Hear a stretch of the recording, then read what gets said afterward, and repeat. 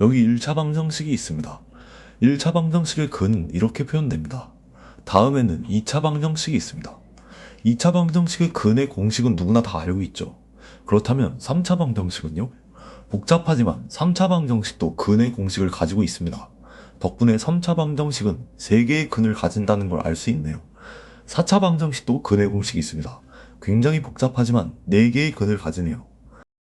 1차 방정식은 1개의 해, 2차 방정식은 2개의 해, 3차 방정식 3개, 4차 방정식 4개. 언뜻 보면 규칙을 따르는 것처럼 보입니다. 그러나 아쉽게도 5차 방정식 이후에는 근의 공식은 존재하지 않는다는 건 수학적으로 증명되었습니다. 그러면 5차 방정식은 몇 개의 해를 가지는지 어떻게 알 수 있을까요? 여기 간단한 예시로 항상 5개의 근을 가지는 5차 방정식의 형태를 만들어낼 수 있지만 정말로 이 형태가 모든 5차 방정식을 표현할 수 있을까요? 5차 이후의 방정식 또한 마찬가지입니다. 우리는 n개의 해를 가지는 간단한 n차 방정식과 일반적인 n차 방정식 형태를 만들어낼 수 있습니다. 이 일반적인 n차 방정식이 항상 몇 개의 해를 가지는지 알아낼 수 있는 방법이 있을까요? 이 질문에 답하기 위해선 큰 2가지 틀이 필요합니다. 첫 번째로 우리가 말하는 n차 방정식의 해는 자연수를 차수로 하는 어떤 다항식이 있을 때 그 다항식이 0이 될 수 있는 모든 x의 값들을 해라고 합니다. 여기서 x는 미지수입니다. x가 미지수이기 때문에 우리는 다양한 숫자를 집어넣을 수 있죠. 중고등학교 때 배웠던 숫자들을 한번 생각해 봅시다. 처음으로 자연수 정수가 있고 유리수를 배웠죠. 무리수라는 것도 있습니다. 생각해보니 허수라는 수도 존재하네요. 그리고 복소수도 있습니다. 이처럼 x가 미지수인 덕분에 여러 숫자를 넣어도 다항식은 값을 잘 뱉어냅니다. 우리는 이러한 다항식의 성질을 한번 이용해 볼 겁니다. 바로 변수 x에 고무줄을 집어넣는 겁니다. 고무줄이라니 웬 갑자기 생뚱맞은 소리냐고요. 지금부터 우리에겐 더 어려운 배경 지식을 필요로 하는 순간입니다. 하지만 조금 더 쉽게 풀어서 설명하기에 앞서 우리는 복소수를 시각적으로 표현할 방법이 필요합니다.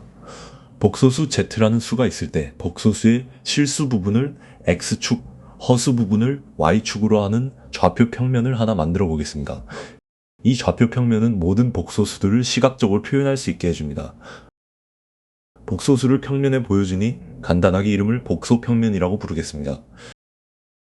1714년 수학자 로저 코츠는 복소수와 관련해서 어떠한 공식을 발견하게 됩니다. 바로 허수지수를 정의할 수 있게 하는 이 공식을 오일러 공식이라고 부릅니다. 언뜻 보면 지수 부분에 허수가 들어가 있다는 게 말도 안 돼 보이면서도 정말 이 식이 맞아? 이 생각이 들 수도 있을 겁니다. 하지만 영상이 길어지므로 이 얘기는 다음번에 다루도록 하겠습니다. 우리는 이 오일러 공식에서 보이는 삼각함수 부분에만 일단 집중해 봅시다. 사인 함수와 코사인 함수가 있는데 사인 함수에 허수 i가 곱해져 있고 x가 미지수이고 아까 보았던 허무맹랑한 허수지수보다는 이해가 되는 식이네요.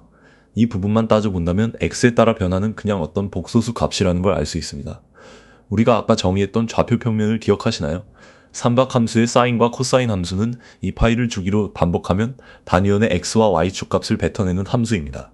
그렇다면 정의에 따라 x의 실수들을 집어넣어서 결과값들을 복소 평면에 표현한다면 사인의 단위원의 y축, 코사인은 단위원의 x축을 좌표로 뱉으니까 복소 평면에 원이 그려지는 걸 볼 수 있습니다. 신기하네요. 그런데 앞으로도 이 식이 복소 평면 위에서 원을 그린다는 내용을 계속 이용할 건데 아까 전에 오일러의 공식에 따르면 이 삼각함수 식이 2의 i x승이랑 같다고 하니까 일단 편하게 쓰기 위해서 다시 적어보도록 하겠습니다. 괜찮아 보이네요. 혹시 모르시는 분들을 위해 여기서 2는 오일러 상수라고 불리는 수이며 약 2.71828의 값을 가집니다. 고등학교에서 배우는 그 2가 맞습니다. 다시 한번 되돌아보면 우리가 봤던 오일러 공식을 통해 복소 평면 위에 그려진 원은 미지수 x의 실수들을 집어넣어서 나온 복소수 값들을 평면에 표현한 것과 같습니다. 조금 더 어려운 단어로 표현하겠습니다. 이 결과값들은 어떠한 복소수 집합으로도 볼 수도 있을 겁니다. 우리는 이 집합을 방정식에 집어넣어 볼 겁니다. 우리는 아까 미지수 x에 유리수, 무리수, 허수, 복소수를 집어넣어 보았습니다. 똑같이 우리는 x에도 복소수 집합을 집어넣을 수 있습니다. 물론 정말로 집합을 식에 집어넣는다라는 건 말이 안 됩니다. 조금 더 탄탄한 정의가 필요할 겁니다. 우리가 앞으로 집합 A를 다항식에 집어넣는다는 것은 집합 A에서 어떤 원소를 가져와서 다항식의 미지수 X에 집어넣고 나오는 결과값들을 다시 모아 집합을 만든다는 걸로 정의하도록 하겠습니다. 우선 이 복소수 집합을 다항식에 집어넣기에 앞서 다항식을 분해해서 가장 쉬운 예부터 차근차근 집어넣어 보겠습니다. 먼저 1차 단항식부터 넣어보겠습니다.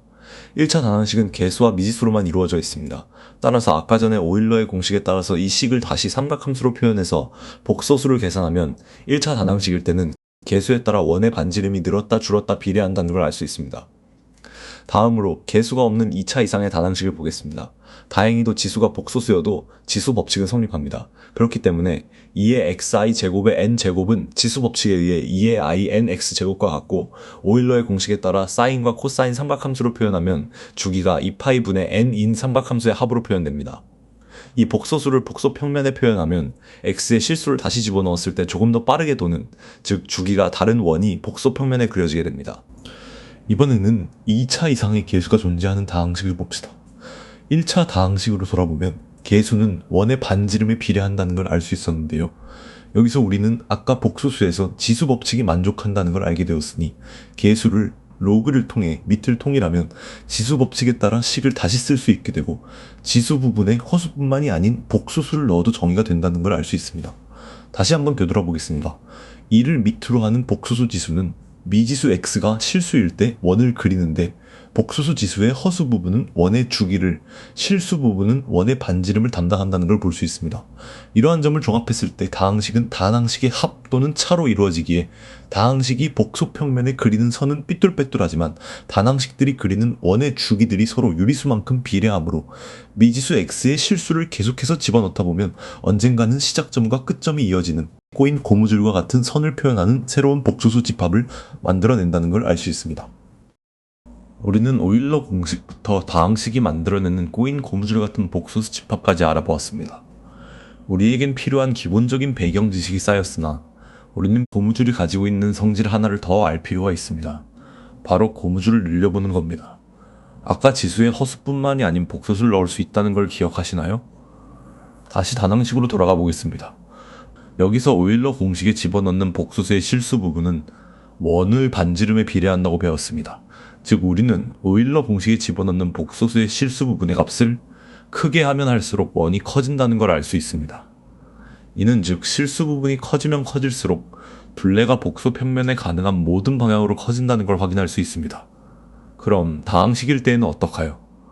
n차 다항식에 복소수 집합을 넣고 실수 부분을 크게 할수록 고등학교에서 배우는 극한의 성질에 의해 복소수의 절대값, 복소수의 길이가 다항식에서 지수가 가장 큰 n차 단항식을 따라가게 됩니다. 즉 이 다항식이 만들어내는 고무줄은 복소 평면의 모든 곳을 지나가게 된다는 걸 알 수 있습니다. 이제 우리는 모든 걸 종합해 볼 수 있습니다. 우리가 복소 평면에서 그리는 이 고무줄, 즉 이 복소수 집합은 바로 다항식이 표현할 수 있는 값들입니다. 고무줄 위의 모든 점들은 항상 다항식의 어떤 적당한 미지수 x의 값을 통해 표현될 수 있습니다. 여기서 r을 무한에서 마이너스 무한대로 감소시키면 고무줄은 점점 작아지며 다항식은 상수항만 남게 되며 점차 수렴하게 되고 점점 수렴하다가 무조건 원점을 한 번씩 지나가게 됩니다. 이는 즉 다함수를 복소 평면에서 표현하면 끊어지는 곳이 없기 때문에, 즉 연속함수이기 때문에 성립합니다. 이 때문에 우리는 n차 다항함수에서 항상 하나의 복소수 해를 가진다는 걸 알 수 있습니다. 여기서 n차 다항함수를 해 x1이라고 하면 x-x1 점점점의 형태로 인수분해할 수 있고 몫은 나머지가 없는 n-1차 다항함수가 됩니다. n이 0이 될 때까지 반복하게 된다면 우리는 n차 다항함수가 항상 n개의 해를 가진다는 걸 알 수 있게 됩니다.